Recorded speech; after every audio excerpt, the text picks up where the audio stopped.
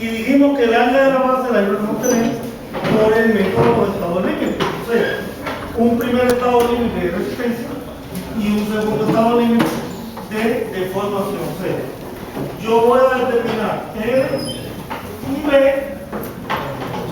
por un primer estado límite y por un segundo estado límite. Y dijimos entonces, para el primer estado límite el cimiento tiene que cumplir con el cuerpo, tiene que cumplir con el deslizamiento y tiene que cumplir por capacidad de carga. Bien, y con eso yo iba a obtener una B y una E. Mira a ver qué le pasa al micrófono. Buenas tardes. Que tienen miedo. Bueno, y con eso yo iba a obtener un área de la base. Y por el segundo estado límite, yo iba a chequear linealidad y iba a calcular asentamiento. Bien. Y al final, cada uno de esos puntos responde a una desigualdad. O sea, para el cuerpo hay que cumplir que la excentricidad sea menor o igual que L entre 3.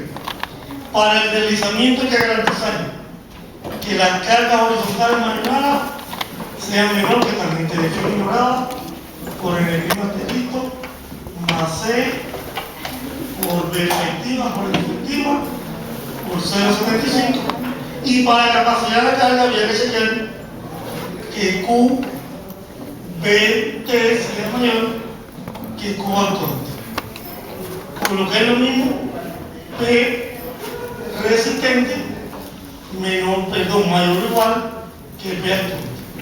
Y en el segundo estado límite nos concentramos a decir que el asentamiento tendría que ser menor que un asentamiento límite. Bien, con eso teóricamente ya usted tiene B y L y garantiza que con el área del cimiento con esas dimensiones está correctamente diseñado, ¿sí? Hasta ahí llegamos ayer.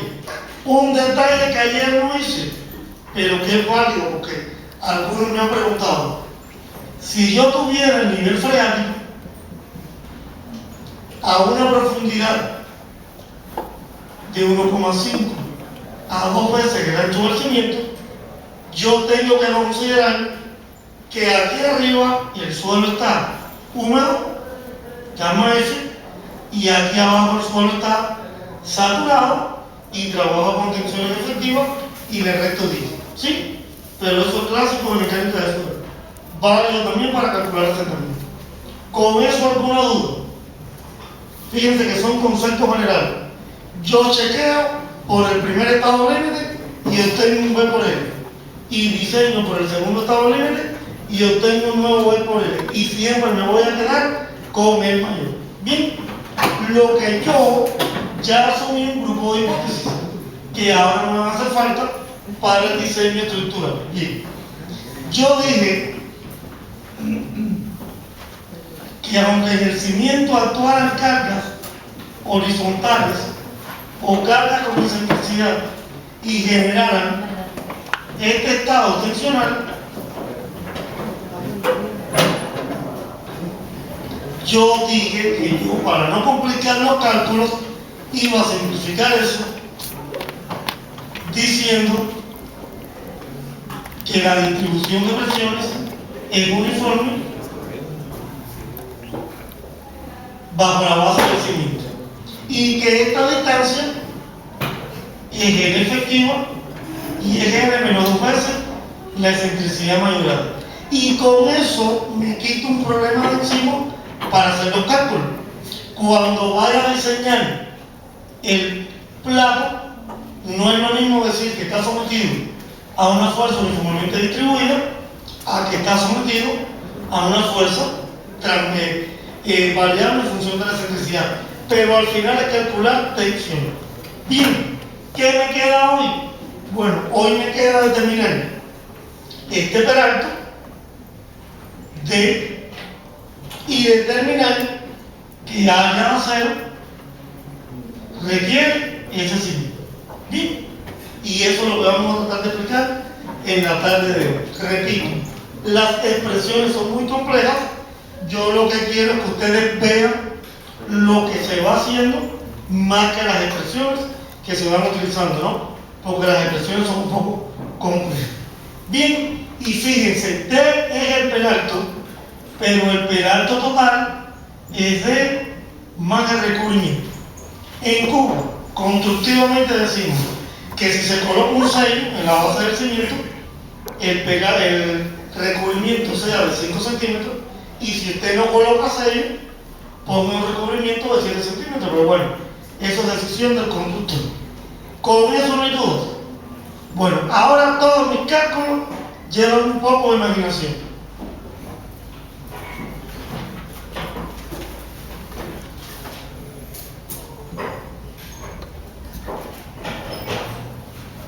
Imaginemos que este es el cimiento y yo voy a decir que producto de todas las cargas que actúan en él, yo tengo que garantizar que este peralto no falle, o sea, que el concreto sea capaz de resistir las solicitaciones que se generan producto del pedestal y producto de la supresión del terreno. Bien, teóricamente, ¿qué voy a hacer? Voy a chequear un peralto para que no haya fallo por punzonamiento. Voy a chequear un peralto para que no haya fallo por cortante. Y voy a chequear un peralto para que no se fisure por encima del concreto. Me quedo con el mayor de los 3 peraltos y con ese determino la distribución de área de acero. Bien, voy a tratarlo de dibujar ahora esquemáticamente. Y después entramos en los cálculos. Miren, yo voy a decir que teóricamente, cuando este pedestal que está sobre el cimiento le transmite las cargas al cimiento, pudiera pasar que una superficie que está a una distancia de entre 2 o de, después vamos a ver, de la cara del pedestal, va a fallar, como si toda esta área que se genera ahí penetra dentro del suelo y se rompe el cimiento, ¿sí? Y por eso voy a dar un peralto por punzonamiento. Lo ven físicamente.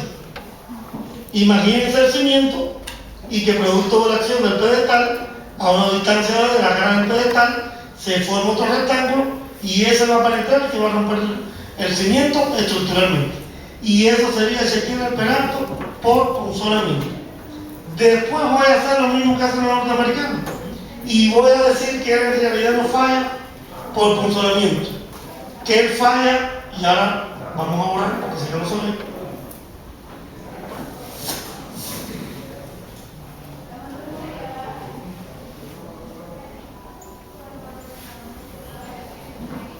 Y ahora la norma 6 dice que el fallo es por cortante y es por aquí, por esa figura que se forma en la dirección de él. Y lo mismo va a pasar en la dirección de B. Y tengo que hallar un peralto por cortante en L y un peralto por cortante en B. ¿Van conmigo? ¿Sí? Y entonces pudiera pasar que en este cimiento, si la excentricidad es muy grande, la sobrecarga del terreno provoque hipotéticamente que aquí no haya compresión y que el cimiento se flecte hacia abajo, teóricamente. Y entonces por arriba se va a traccionar el concreto, y ustedes saben que por donde se tracciona el concreto tengo que poner acero, y yo lo que tengo que determinar es un peralto para que él no se flecte por arriba, y si se flecta, no se fisure. Y ese sería por fricción positiva. Bien, y con eso al final tengo un peralto. ¿Van conmigo? Y lo que me quedaría es hormigón clásico, concreto clásico, decir que esto es una viga en voladizo que está sometida a una presión de suelo, que está sometida a una sobrecarga, y como ya conozco el peranto, diseño flexión en la dirección de L y en la dirección de B. ¿Sí? Eso es esencialmente lo que voy a hacer. Y además, un grupo de chequeo que son muy sencillos, que no haya fallo por un aplastamiento local del pedestal, que se garantice que las barras de acero se adhieran al todo el concreto, y un grupo de cálculo. ¿Qué sería lo nuevo? Que yo, en función del peralto, voy a tener un comportamiento del cimiento. Y no es lo mismo un cimiento que tenga 60 centímetros de peralto a uno que tenga 10. Se van a deformar diferente y hay que calcularlo diferente. Entonces, yo puedo tener un cimiento flexible y un cimiento rígido. ¿Y quién me va a decir si es flexible o rígido? El peralto que tenga con respecto al vuelo del pedestal. El vuelo en esta distancia, CB, y en la dirección de B, CB, y en función de esa distancia, el cimiento es rígido o es flexible. Y acuérdense que cuando calculé asentamiento, yo dije que si el cimiento era flexible, más o menos se deformaba así,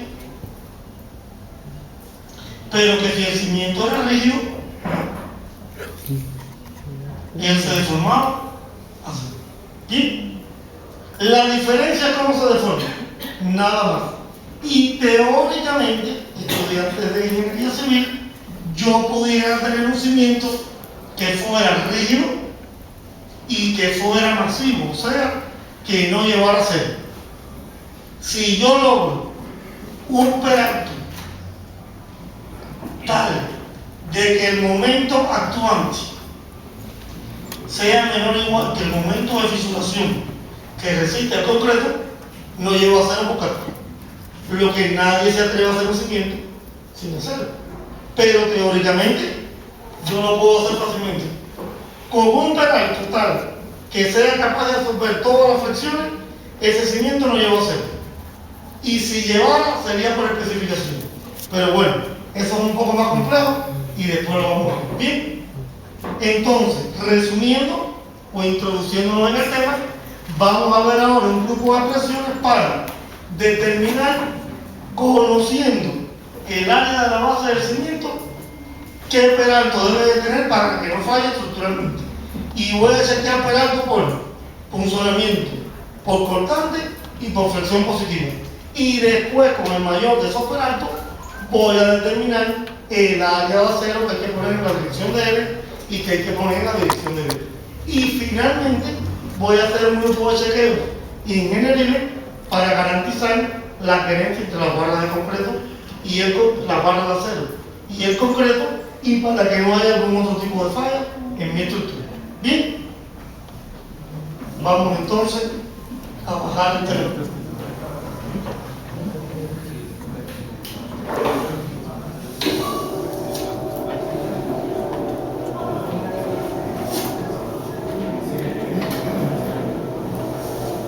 Fíjense, hay fórmulas que no tienen mucho interés comentar. Vamos a ver los conceptos generales.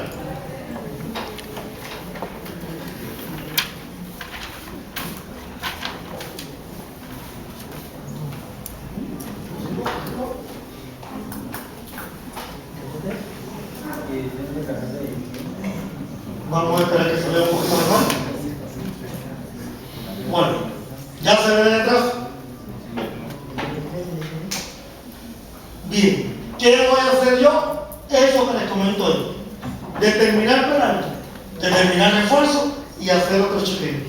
El peralto es por punzonamiento por cortante y por flexión positiva y negativa.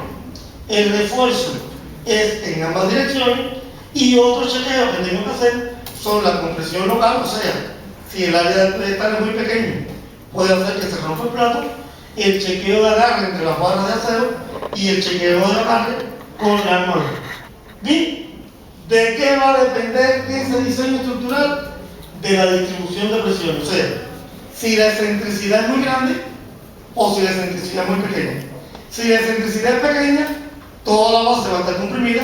Si la excentricidad es muy grande, voy a trabajar con un L efectiva y un B efectiva y una parte del cimiento tal vez se vea traccionando. Bien, esto sería cómo se comporta un cimiento teóricamente en los diferentes tipos de suelo. Rígido y flexible.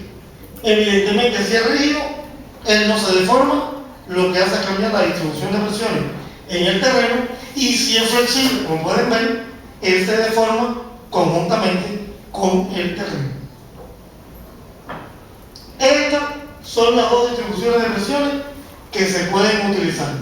Repito, yo voy a trabajar con la primera porque es más sencilla, pero en función del diseño, por el primer estado límite o el segundo estado límite, se elige una de las dos. Se plantea que si predomina la excentricidad, trabaje con la distribución de presiones B, y si predominan las cargas axiales, trabaje con la distribución de presiones A.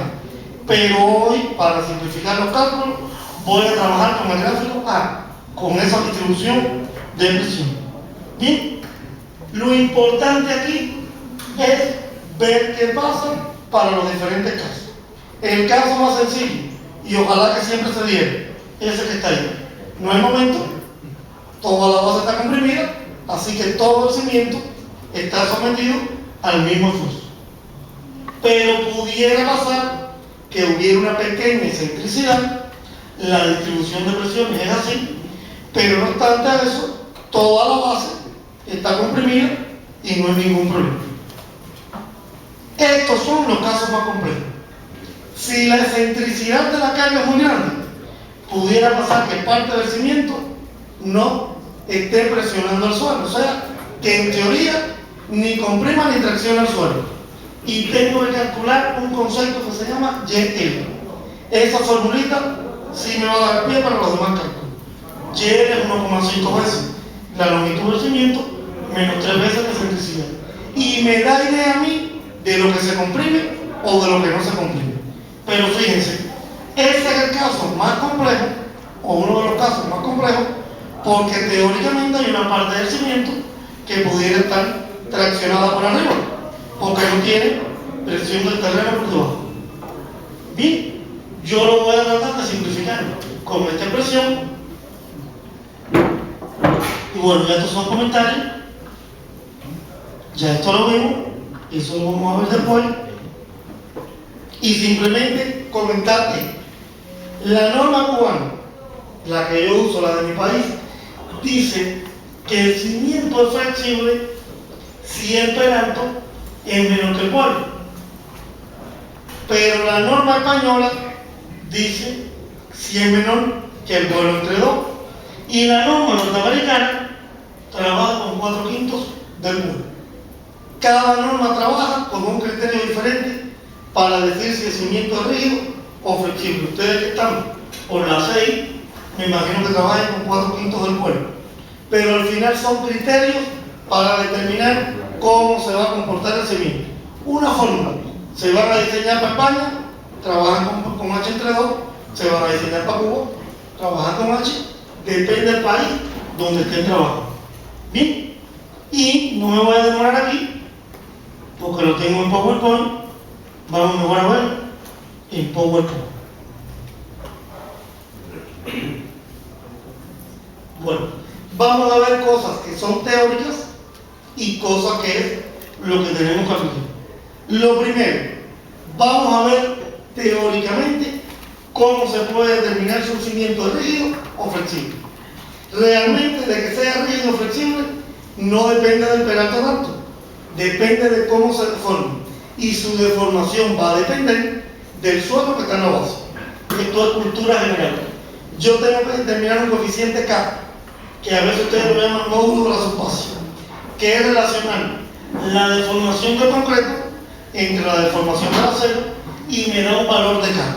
Si K es menor que 6, el cimiento es flexible. Si K es mayor que 6, el cimiento es rígido. Así es como se debería hacer. Pero es muy difícil poder determinar el módulo de deformación del terreno. Ese es sub 0 con el que ayer yo calculaba los asentamientos. Y entonces me voy a ir a esos criterios que están allá abajo.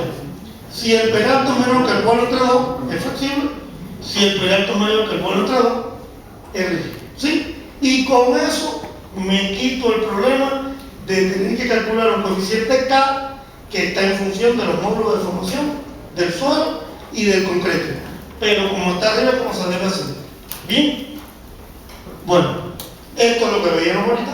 Los criterios que voy a explicar para determinar peralto. Repito, peralto por punzonamiento, peralto por cortante y peralto por flexión positiva.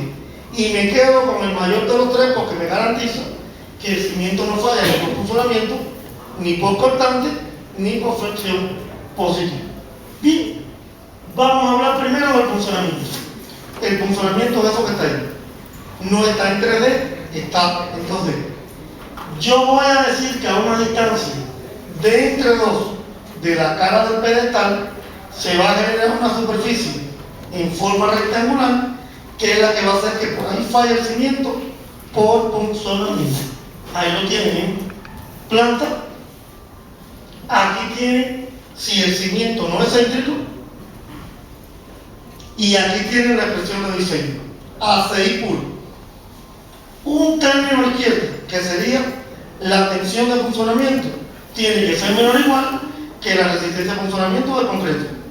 Y como estoy diseñando por la ACI y el ACI en punzonamiento trabaja con Φ 0.85, ahí tienen el coeficiente Φ para dominar la seguridad. O sea, tengo que calcular la tensión que genera el punzonamiento y tengo que calcular la tensión o el esfuerzo de punzonamiento que resiste el cimiento. ¿A partir de qué? De un peralto.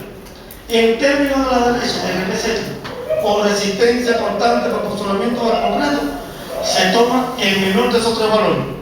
Y como ustedes pueden ver, está en función de F'C. En función de la resistencia de compresión del concreto, yo puedo determinar una resistencia de punzonamiento del concreto. Y la tensión actuante se calcula por esa pequeña formulita que está ahí abajo y que está muy fea, que depende de la carga axial, del área del cimiento, del momento en X y del momento en Y. No voy a entrar aquí a verla. Es una expresión parecida a la de Javier cuando hay momento, y los términos gamma L y GR son coeficientes módulos de la sección transversal.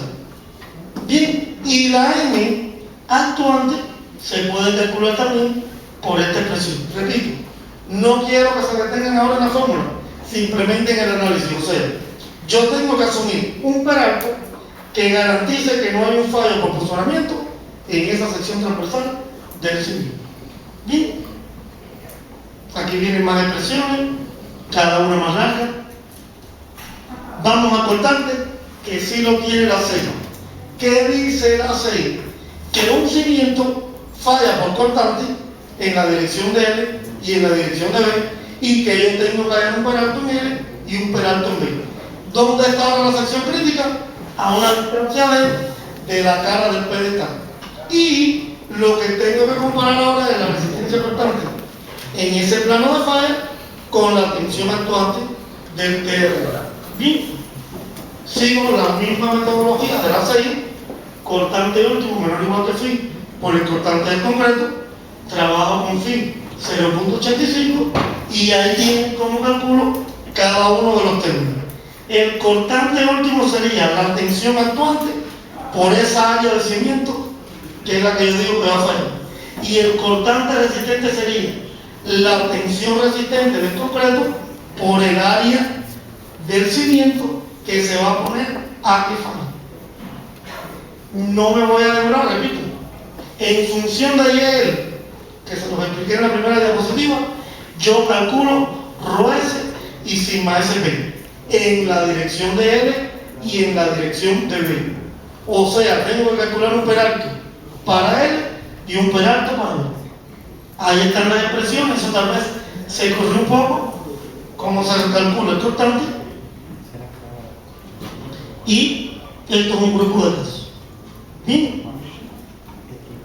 vamos a ver lo de la fisuración.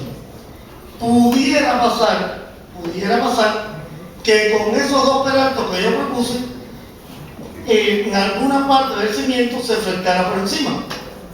¿Qué voy a hacer yo? Voy a determinar un momento de fisuración en la dirección de L y un momento de fisuración en la dirección de B. Y esos momentos de fisuración en la dirección de L y de B los voy a comparar con los momentos positivos que se generan en la dirección de L y en la dirección de B. Si el momento de fisuración del concreto es mayor que el momento que se genera, no hay ningún problema. Si no, tengo que poner a cero en la cara superior del cimiento.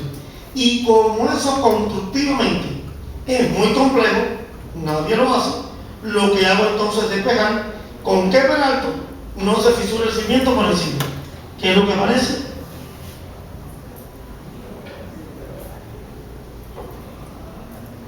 En este principio. Por eso fui rápido. Con ese peralto yo garantizo que el cimiento no requiera acero en la fibra superior, siempre y cuando haya momento por encima. A veces no lo hay porque toda la base está muy comprimida, pero a veces como una excentricidad muy grande se pudiera afectar por encima. Y ahí tienen cómo se calculan los peraltos en la dirección de L y en la dirección de B para un cimiento masivo y para un cimiento de hormigón. Bien, ¿qué dice la norma cubana? Y esto es lo más práctico para todos. Esos son los peraltos mínimos que debe tener un cimiento. 15 centímetros si es flexible, 20 centímetros si es rígido, o 2/3 la longitud de desarrollo de la base. ¿Y qué vamos a hacer nosotros? Vamos a tomar ese peralto mínimo y sumarle de 5 en 5 centímetros hasta ver si el cimiento está correctamente diseñado. Bien, entonces, recapitulo un poco. Yo asumo uno de estos peraltos, 15 centímetros, y chequeo por funcionamiento. Me va a dar 30 centímetros. Chequeo por cortante y me va a dar 25 centímetros. ¿Con cuál de los tres me quedo? Con el más grande, porque ese garantiza que no falla, ni por funcionamiento, ni por cortante. Y después en el marcar van a ver que esas son expresiones muy sencillas. Bien, ¿y qué me quedaría entonces? Determinar el área de acero en la dirección de L y en la dirección de B. Eso es A6, diseño flexión, con una peculiaridad, que el momento último es función de la presión del terreno y de la sobrecarga del terreno. Sería esto que ustedes ven aquí.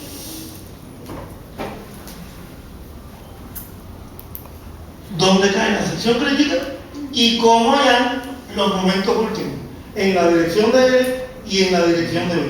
Fíjense, no me importa la fórmula, son bastante grandes. Solo saber que es una viga en voladizo, empotrada, y que va a tener presión del terreno, que ya yo sé cómo calcularla, y que va a tener una sobrecarga debido al relleno. El momento resultante es el momento actuante, y como ya yo conozco el peralto, diseño para un ancho de 1 metro como si fuera una luz. Bien, aquí viene cómo se calcula en ambos lados y cómo distribuir el acero en la dirección de B en función de cuánto estará de lado en la dirección de B. Pero no se preocupe, la hoja de cálculo en marcar lo hace en fracciones de segundo. Bien, y esto sería el caso que yo les explicaba de si el cimiento requiere acero en la fibra superior. Miren, si la tensión que se genera en el terreno es como está ahí, producto de una excentricidad muy grande de la carga, puede pasar que una parte del cimiento no esté comprimida y por la fibra superior, si esté comprimida y se traccione esa fibra superior. Y eso sería para determinar el área de acero, pero realmente no tiene mucho sentido. Vamos a pasar esto y vamos a ver algunos chequeos que son válidos. Por ejemplo, si usted es un pedestal que como mínimo debería ser de 25 por 25, igual que la columna, lo hace muy pequeño, pudiera pasar que se rompiera el cabezal por compresión local, y hay que chequear entonces esa condición que es aplastamiento. O sea, que la L última actuante, la que viene de la estructura, sea menor o igual que la que resiste la sección transversal. Pero esto al final, si usted diseñó bien la columna, se supone que haya diseñado bien el cabezal. Y ahora aquí aparecen algunas cosas para planchas metálicas, etc. La adherencia en las armaduras para determinar la longitud de desarrollo. Y una recomendación. En los cimientos que usted no ve y que por lo general son pequeños, la longitud de la barra a veces no garantiza la adherencia con el concreto. Y se recomienda entonces terminar el acero doblando, ¿sí? Lo han visto en todos los cimientos que se dobla. ¿Qué dice la norma cubana? Que ese doble debe de tener como mínimo esa dimensión. O 10 centímetros, perdón, o 15 centímetros, o 10 veces el diámetro de la barra, o un tercio de la longitud de desarrollo.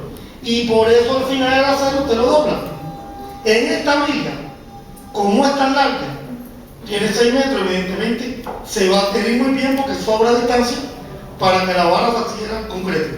Pero en un cimiento que a lo mejor tiene unos 20, la longitud de desarrollo es muy grande y yo por eso doblo el acero, como lo que ustedes van a ver a continuación. Y esa es una recomendación de la norma cubana: doblar siempre el acero en el cimiento.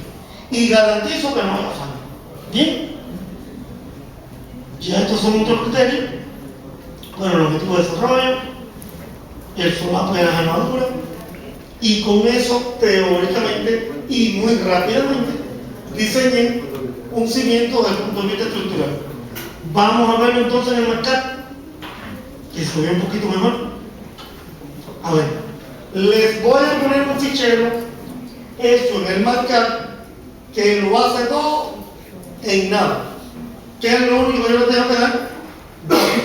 ¿Y qué datos? Las cartas actuales. ¿Se ve de atrás? Vamos a poner un poco más grande.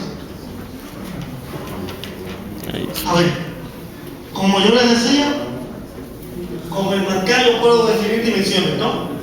Yo voy a trabajar con un cimiento de 2.5 por 2.5, que ya lo tuve del primer estado límite y del segundo estado límite. Un pedestal de 80 por 60 centímetros. Una profundidad de cimentación de 1.5 metros y un recubrimiento de 5 centímetros. Y ese cimiento tiene, o dicen que se va a construir, con un concreto de 20 megapascal y un acero a 30 de 300 megapascal. Bien, ¿qué voy a hacer entonces? Lo mismo que yo les dije, pero programado. Las cargas, las combinaciones de cargas, y calculo la excentricidad de la carga. ¿Quién es sigma 1 y sigma 2? Eso que estoy abajo. No hay que sabérselo. El programa solo calcula sigma 1 y sigma 2. Y con eso ya empiezo a calcular todos los esfuerzos. La excentricidad mayorada es 6 centímetros, sigma 1 son 406 kilopascal, sigma 2 son casi 300 kilopascal, y YL es 2.5, que casualmente mi cimiento medía 2.5. Peralto mínimo es el vuelo entre 4 y 15 centímetros o 2 tercios de la longitud de compresión, y el peralto mínimo de ese cimiento es 23 centímetros. ¿Ya? Esto es una fórmula rápida. Como mínimo, siguiendo las recomendaciones, ese cimiento tiene que tener 23 centímetros de peralto. Ahora voy a comprobar que con esos 23 centímetros cumple todos los criterios del diseño estructural. Para que fuera rígido, o sea, para que no se deformara, tendría que tener como mínimo 42 centímetros. Bien, voy a chequearlo por funcionamiento. No se preocupen por la fórmula, porque esa fórmula, el programa es el que se ocupa de calcularla. Y por funcionamiento, requiere 35 centímetros. Ya el programa calculó y dijo que para esas cargas, esa dimensión del pedestal y esa área de la base del cimiento, 35 centímetros, hace que no falle por funcionamiento. Y por cortante, voy a hacer algo parecido y me da 40 centímetros. Con 40 centímetros de peralto, ese cimiento no falla por cortante, ni en la dirección de L, ni en la dirección de B. Problema resuelto. ¿Y qué me queda? Chequear si se va a fusionar por encima. Y bueno, por encima, o mejor dicho, para que fuera masivo, tendría que tener 58 centímetros. Evidentemente 58 centímetros son 58 centímetros, ¿no? Vamos a quedarnos con los 40 y vamos a diseñar estructuralmente un cimiento con 40 centímetros. Y no hay que pasar mucho trabajo. Él dice, voy a diseñar con 40 centímetros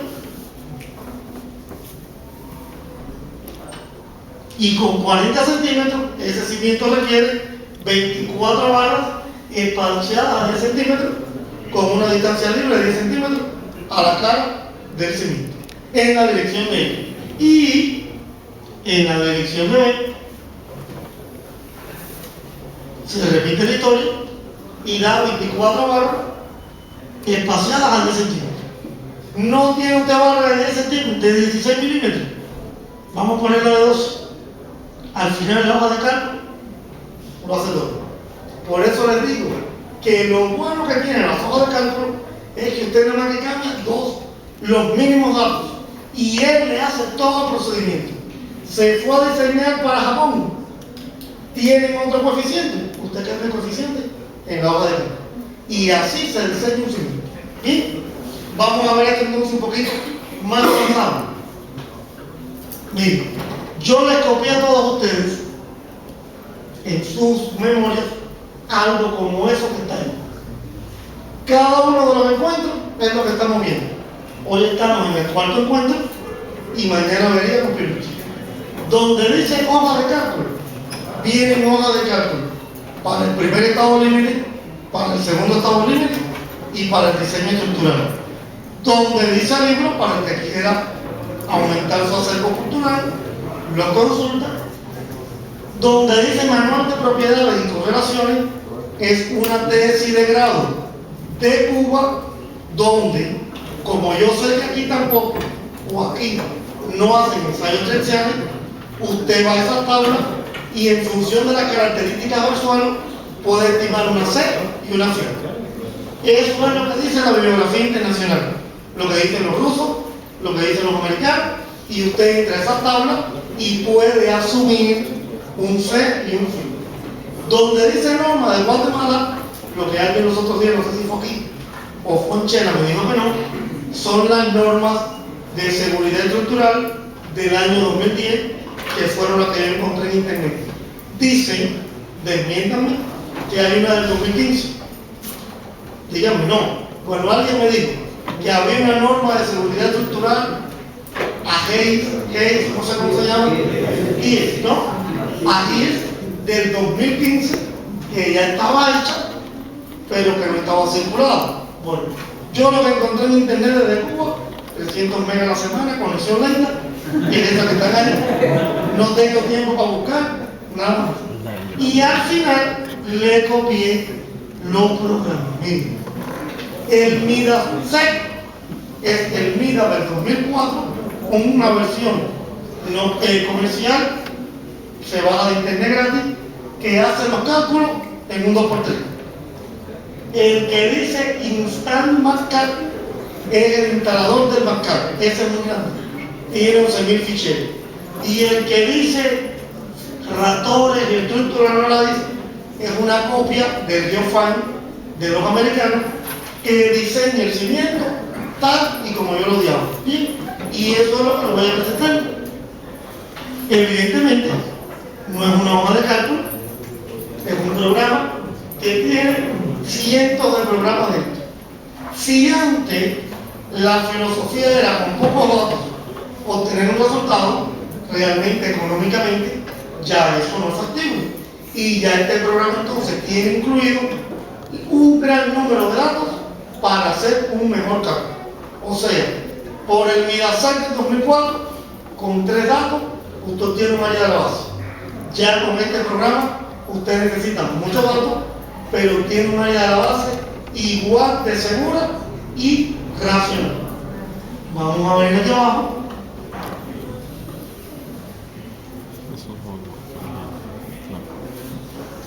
Y ahí, bien. un cimiento, lo que está en gris es el perfil de suelo, y yo lo que tengo que entrar son los datos del perfil de suelo, el sistema de carga actuante, y él me va a hacer el diseño, igual que la hoja de cálculo que yo le uso. Para no demorarme, vamos a cargar un ejemplo. Y vamos a decir, porque a mí no me gusta el sistema inglés, que trabaja en el sistema inglés. ¿Bien? Bueno, ¿qué voy a decir yo? Y discúlpenme por sentarme, porque no veo. Yo voy a diseñar este cimiento por la CI 318. Voy a utilizar el módulo geométrico para calcular los asentamientos y voy a verificar por el factor por tensiones admisibles. Si usted quiere modificar eso, se para aquí y dice: yo quiero diseñar por estado límite. Y miren los coeficientes que yo utilicé de la norma cubana, aquí ya definido, evidentemente. Estos son los coeficientes que usan los americanos. A lo mejor ustedes utilizan otros coeficientes. Si quiere hacer un análisis por otra norma, lo único que tiene que hacer aquí es cambiar la norma por donde va a trabajar. Bien, vamos a decir que voy a trabajar por estado límite y voy a decir mi suelo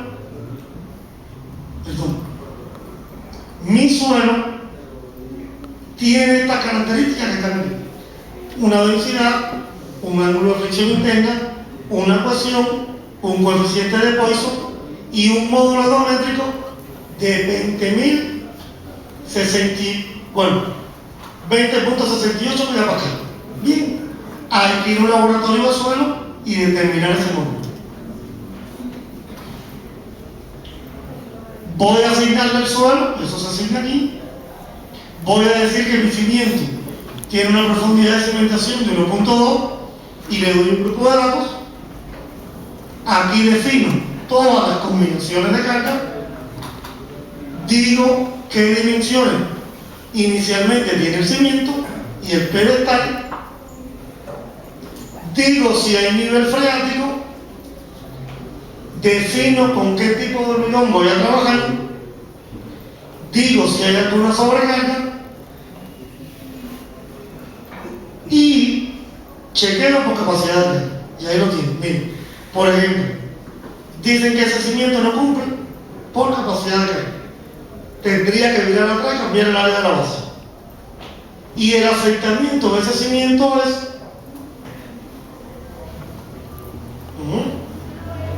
gira 1.95 en la dirección de X, 3.26 en la dirección de Y, y se sienta aproximadamente 0.4 centímetros. Y si usted quiere ver el área de acero, aquí lo tiene: 10 barras número 10 espaciadas a 6 pulgadas, y en la dirección de L y en la dirección de B. Esto es como se diseña hoy en la actualidad un cimiento por los americanos.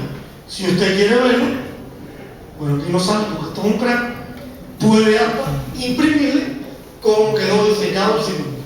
Y fíjense, ya los programas no se quedan ahí.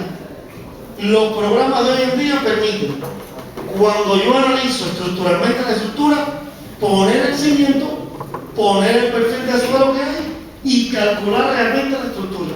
Y eso es lo que llamamos normalmente interacción sobre la estructura, que usted es capaz de proyectar sabiendo lo que se va a sentar, la estructura y los posibles desplazamientos internos que puedan aparecer. Bien, comentario con esto. Bueno, hoy tenemos media hora para hablar. Dígame. Criterio, dudas, preguntas. ¿Cómo lo diseñan ustedes? Así, ¿no? Ya tenemos definida la parrilla y calculada. Ahora, por ejemplo, el amarre entre sí, aquí en el medio, hasta cierto nivel se utiliza alambre de mano. Ahí sería electrosoldado. No, nosotros nunca utilizamos acero normal, nunca utilizamos malla electrosoldada para el cimiento. Pero sí, el problema es que por lo general en Cuba el diámetro de la barra con el que trabajamos es con 12 milímetros para arriba, y ese no se solda. Allá se trabaja con electrosoldado con alambrón, que viene siendo el de 6 milímetros, no ese filito, es el que nosotros utilizamos en malla electrosoldada, de 12 milímetros para arriba, amarra normal como se marca, como un obrero ahí amarrado. Algunos sistemas constructivos cubanos traían los cimientos prefabricados. O sea, imagínense, yo no voy a hacer el cimiento, después el pedestal y después el pedestal. Y lo que hacen los sistemas constructivos en Cuba es que usted cava en forma, aproximadamente la forma que va a tener el cimiento, lo rellena de concreto y pone arriba un dado, que es donde va a descansar el pedestal. Y ese dado es como un cubo que tiene una abertura donde cabe la columna. ¿Entienden? Y entonces hormigono o vierto el concreto, pongo el dado y cuando eso solidifica, a los 3 días me queda exactamente donde voy a poner el pedestal y vengo y pongo el pedestal. Porque en Cuba llegó un momento en que se prefabricó casi todo. Y para edificios de 3, 4 niveles los cimientos son prefabricados. Eso tiene una desventaja. Son prefabricados y se pueden usar en Cuba entera. Lo mismo en Santiago de Cuba, que tiene un suelo malo en zona sísmica, que donde yo vivo, que el suelo es bueno y no es zona sísmica. Pero bueno, lo bueno que tiene es que todas las plantas producen el mismo cimiento y cumplen todas las condiciones. ¿Qué más? Pregúntenme. Díganme. Los tipos de formaletas que ustedes utilizan para fundir, además, cuando es un concreto tradicional, había mencionado que el nivel freático está a 2 metros apenas. Entonces hay mucho ataque de impacto de concreto. A ver, cuando hay que cimentar por debajo del nivel freático o en condiciones adversas, es tabletaca, que la tabletaca es como una lámina de metal que usted hincha y cierra. Pero por lo general en Cuba, las formaletas son de madera y de una manera muy mala, porque nosotros no somos productores de madera y la reciclamos mucho. O sea, teóricamente la madera tiene que resistir 5 veces para utilizarse como encofrado. Nosotros no lo llamamos formaleta, lo llamamos encofrado.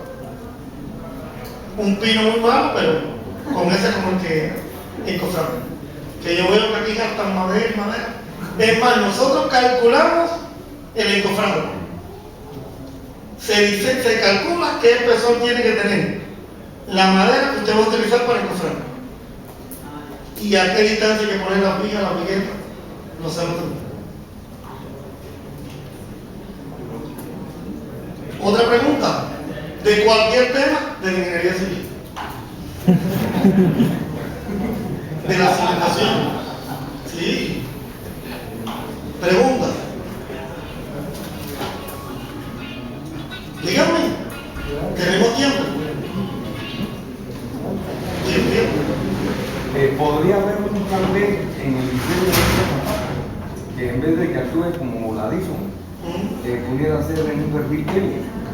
Sí, pero entonces hay que calcularlo. O sea, si el pedestal queda en el borde, eso sería una pica en L, una figura en L, igual habrá una pica igual a eso, lo que va a estar sometido a un momento mayor y tengo que ver cómo garantizo que los aceros del pedestal se unan a los aceros del cimiento.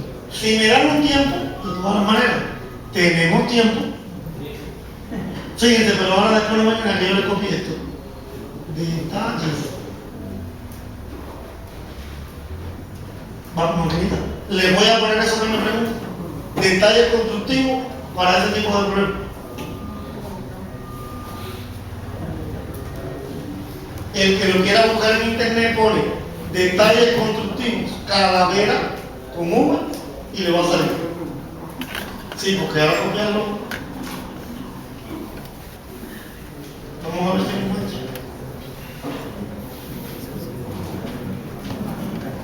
Yo sé que está en algún lugar. Lo que no sé dónde.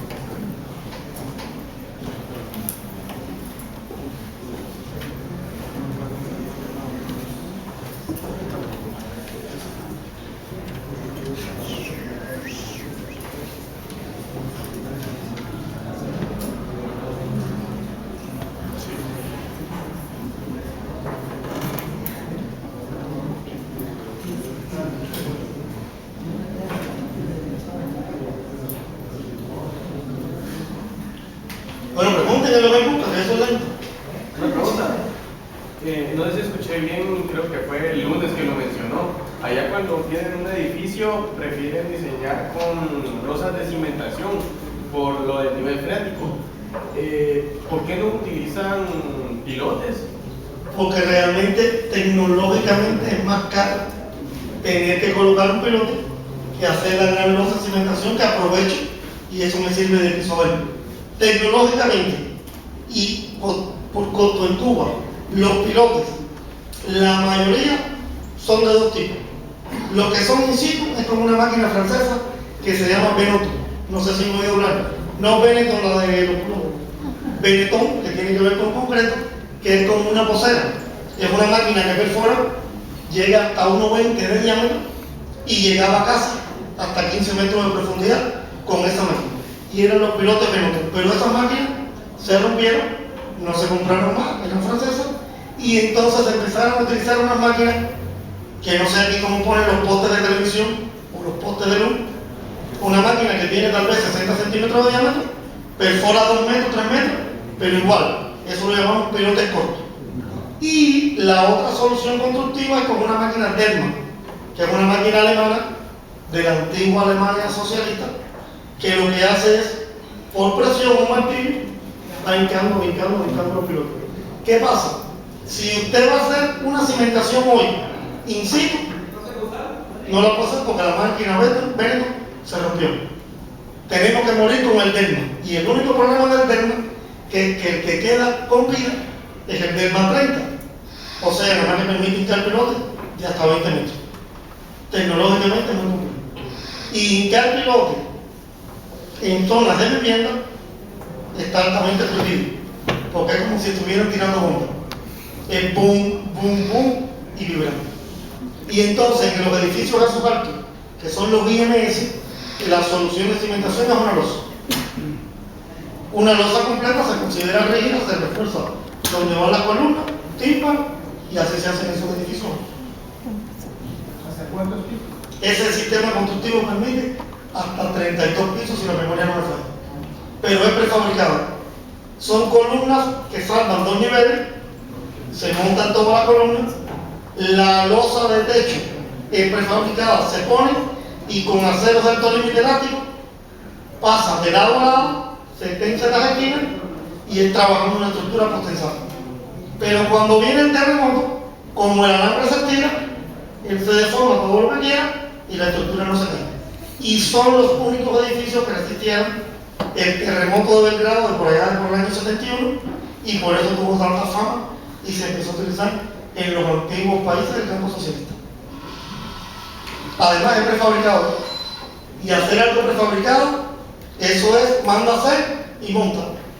No lleva ni fuerza de trabajo calificada ni nada, una grúa viajera que se mueve y va montando.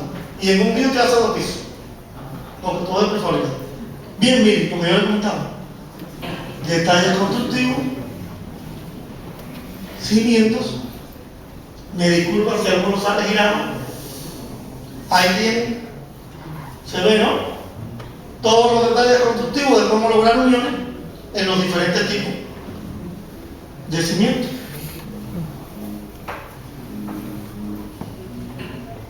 Y esos son planos típicos, proyectos típicos. Si son 2 cimientos, ¿cómo conectarlos? Si es un cimiento de esquina, como me preguntaba, ¿cómo lograr la conexión? O sea, ahí aparece. Eso es una biblioteca de detalles constructivos. Por ejemplo, el programa CIPECAR tiene eso incluido. Cuando usted diseña, él le diseña al mismo, porque al final es copiar de una base de datos. No solo el para cimiento, losas,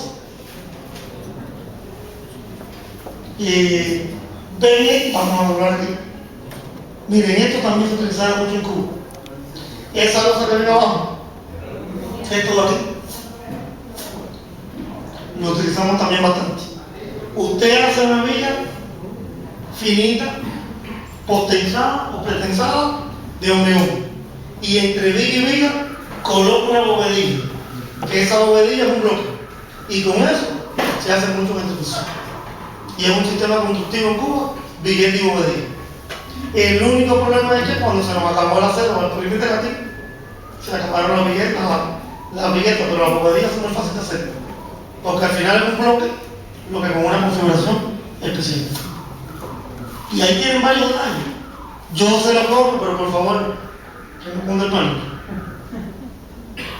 Eso es una biblioteca de detalles constructivos. Las normas en Guatemala se publicaron en 1996. En el 2001 fue una segunda actualización y la última fue en el 2010. Las normas estructurales por aquí. Pues, bueno, miren, lo que yo les comentaba, Cuba, ahí están un grupito, por llamarlo, de normas. O sea, nosotros, todos en teoría lo tenemos normado. Ahí están todas las normas sobre los años.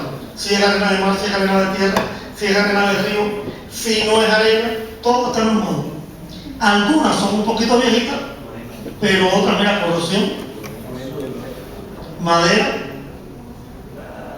para apuntalamiento, para estructura de madera, puente, una norma de puente 2014, o sea, nosotros tenemos normas para todo.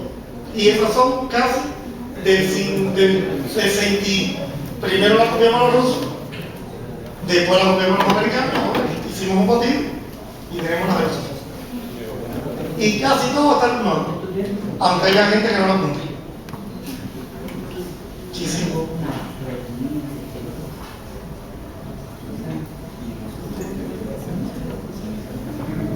¿Otra pregunta? Pregunten, si hay tiempo.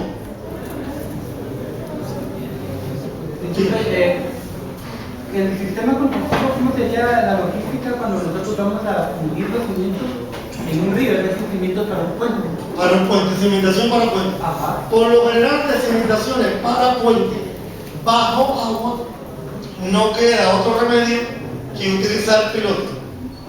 O con tabla de taca, cerrar y cimentar. ¿Qué hacemos en Cuba? Los cubanos. Bien, los cubanos. Usted agarra raíces de línea. El raíz de línea. Solda 3. Lo hinca. Bien. Y eso funciona como un piloche. Viene con un tubo de hormigón. De un diámetro muy grande. Y se lo pone por encima. Le saca el agua o hace una mezcla y eso sirve de encofrado de formaleta y ya tiene el pedestal hecho. Y así se hacen los cimientos en el mar, por ejemplo. En los pedregales cubanos se han hecho así. Raíles de línea que funcionan como pilote, después un tubo que sella los hormigones y tiene un elemento que soporta la carga.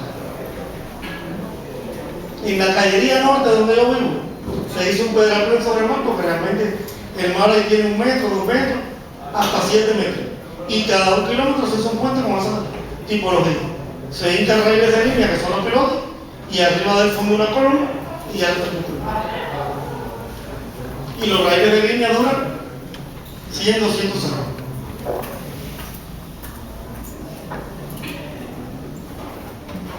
Sigan preguntando, hay tiempo.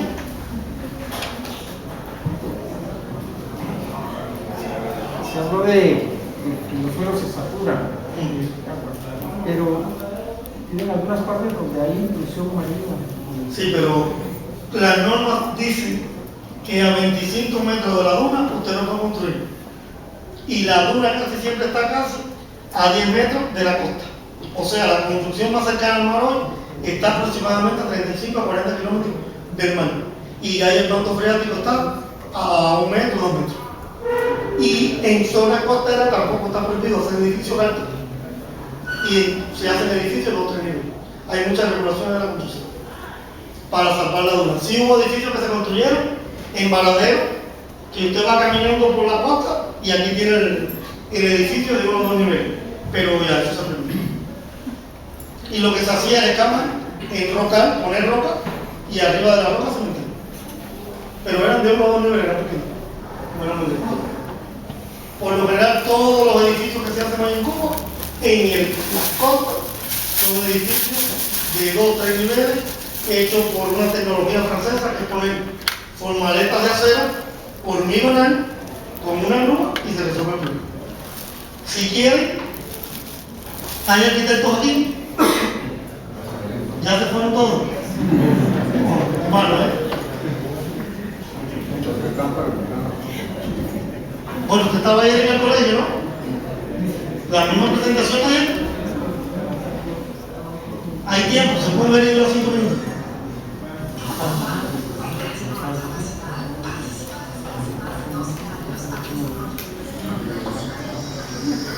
No sé si se oye. ¿Se oye?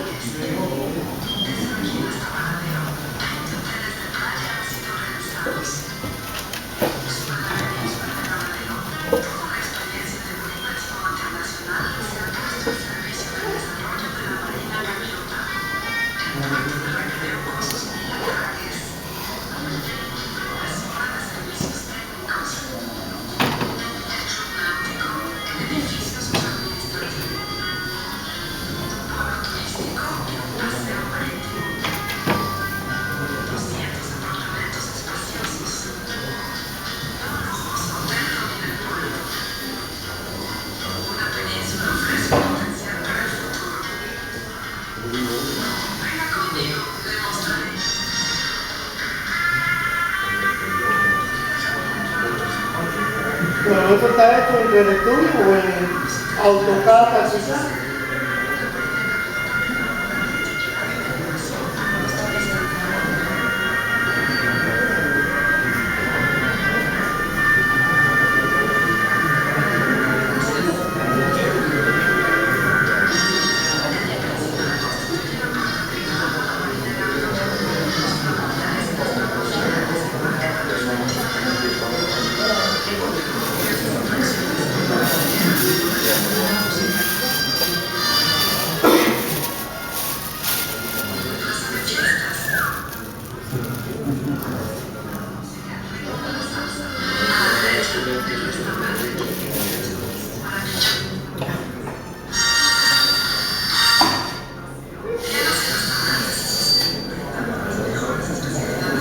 International menos copyright.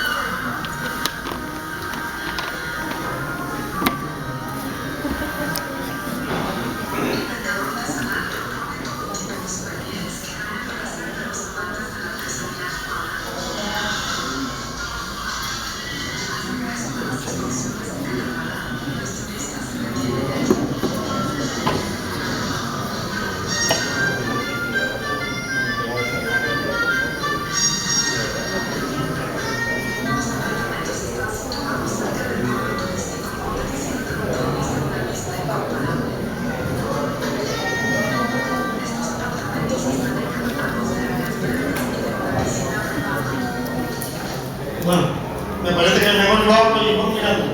Ese es un hotel hecho en Varadero en el año 2009, probablemente 2010, ya estaba terminado. Una presentación de cómo, por eso preguntaba si había arquitectura. Eso ya es arquitectura, no por ofender, de primer año.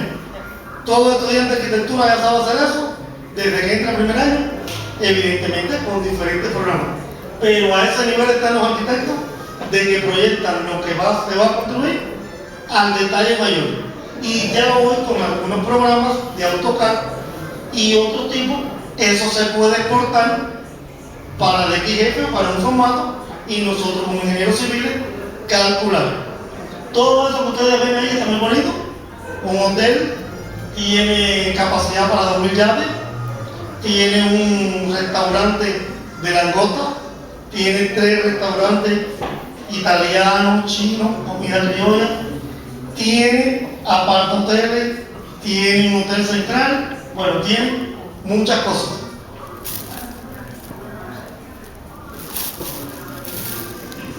como ya ahí se acaba, y como ustedes pueden ver, tiene unos grandes edificios aproximadamente de 6 niveles. Lo único es que cuando se construyó o se empezó a construir esa Marina Gaviota, esto es comercial para mañana, la cimentación que se propuso es una cimentación sobre pilote. ¿Bien? El metro de pilote cuesta $100, por los cálculos que hicieron allá. Y cuando empezaron a hinchar pilote, pasaron cosas tan interesantes como esta que también pueden ver aquí.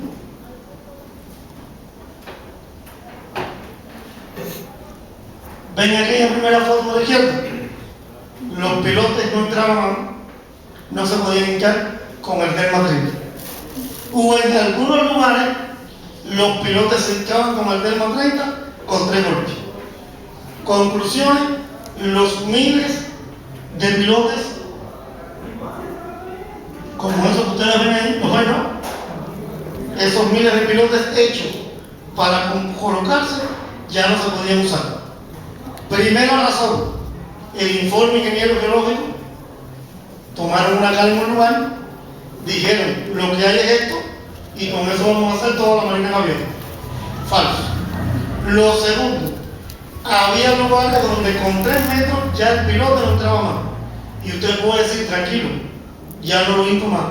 Pero es que a lo mejor la resistencia que hace falta que tenga ahí el pilote es de 100 toneladas, porque eso es lo que está pidiendo el proyecto estructural, y esa no es la resistencia del piloto. O sea, no es que yo hinque y no penetre más, sino es que el piloto hinque, penetre lo que tiene que penetrar y dé la capacidad de carga que tiene que tener.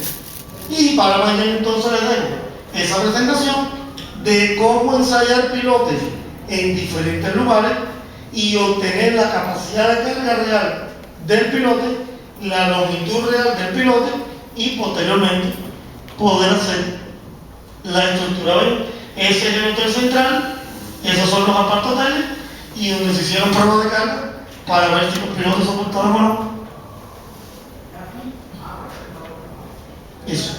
Miren cuántos metros lineales de pilote se echaron a perder. Y a diferencia de otras obras, ese hotel es una inversión, nosotros llamamos extranjera, alguien puso el dinero y hay que hacerlo en hotel. Y hay que hacerlo en un tiempo, porque si usted no lo hace en ese tiempo, quiebra porque no recupera el capital, ¿no? Hay que hacerlo en 3 años para que en 3 años y un día entre personas y yo empezar a ganar dinero. Que esa es la filosofía de los americanos. Los americanos proyectan en 3 días y construyen en 4. Ya en 7 días se está dando dinero. Nosotros proyectamos en 10 años, construimos en 20 y a los 30 que empieza. ¿Sí?